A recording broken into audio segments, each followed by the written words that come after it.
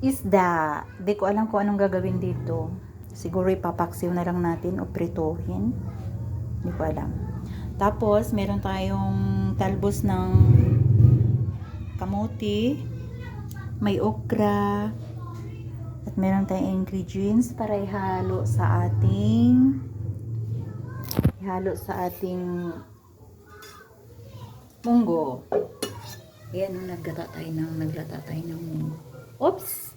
Wala yung camera yan. So, munggo. Ang ating ulam ngayon. Ayan sila yung mga ingredients natin. Nagluluto sana ako ng sutanghon at saka yung sardinas kasi namimiss ko yung lasa nila. Sarap kaya niyan. Munggo at saka, sardinas at saka, ito, pag ano yung pansit